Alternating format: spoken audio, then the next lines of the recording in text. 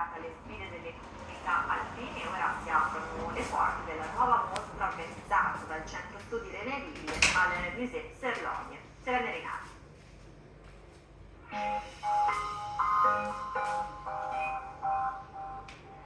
Une semaine sur les défis contemporains visés par les communautés alpines. La 5e édition de l'école d'été de Saint-Nicolas, organisée par le Centre d'études franco-provençales, vient de s'achever. Cet événement a réuni de nombreux chercheurs, étudiants, passionnés et enseignants. Parmi ces derniers, Yann Kreb.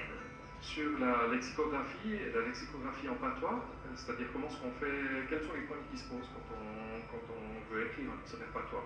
Quel retour est-ce que vous avez eu de la part des étudiants? Il y a eu une grande discussion, des gens qui avaient des expériences concrètes d'écrire même des choses, qui mettaient ça en rapport avec le patois. Ah ben pour moi, de voir quel est le public qui s'intéresse de façon spéciale à ces sujets, c'est aussi une découverte parce que je vois des gens qui voient le patois de beaucoup de côtés différents. Pas seulement des conférences dans la programmation des ateliers comme celui de cartographie alpine. La division de parties, on va se balader jusqu'au point d'observation, le Belvedere, et on va caractériser le lieu où on a vécu pendant une semaine, Saint-Nicolas et en général la Vallée d'Aoste. Et dans la deuxième partie, on fait une cartographie d'un territoire à choix et on identifie les défis, les résistances, les solidarités.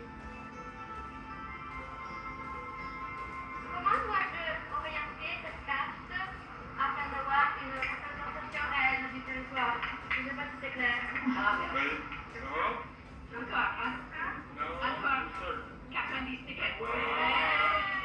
On s'achemine vers les bois. Dans la zone pique-nique, les étudiants travaillent en groupe. Le village-là avait décidé de créer un barrage pour irriguer ces nombreux champs de céréales. Ça fait 4 ans que je viens et chaque année il y a un thème différent et cette année c'est intéressant aussi parce que le but c'est de parler le franco-provençal, donc de prêter en patoué, tous les patoués.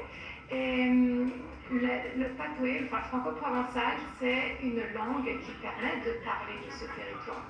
C'est la seule langue qui peut vraiment exprimer ce que l'on vit ici dans les territoires de montagne.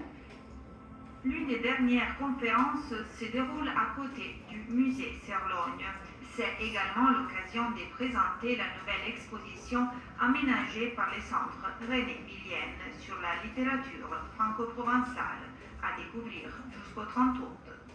Littérature peu connue, mais qui traverse 8 siècles d'histoire sur 3 pays, donc France, Suisse et Italie, et qui traverse aussi tous les genres littéraires.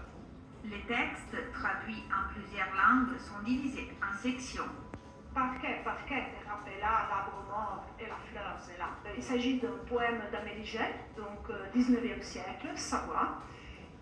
C'est une description de l'espace rural, parce que nous sommes dans la section qui parle d'agriculture et poésie. Et encore, une partie est dédiée aux émotions et à la spiritualité, suivie par celle qui parle des célébrations, où l'on y trouve une collection inédite. Et nous voulions donner aussi, au milieu de tous ces textes, de toute cette poésie un peu ineffable, un élément concret et tangible. Il s'agit d'une très belle collection de sculptures d'un artiste valdotin, Rino Diemo, qui a refait toute une benda du carnaval d'Avel.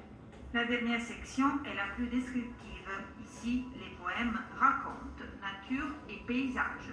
Diaolometo, la pas de place, e la force nella sola misura a cui la malice e la vita.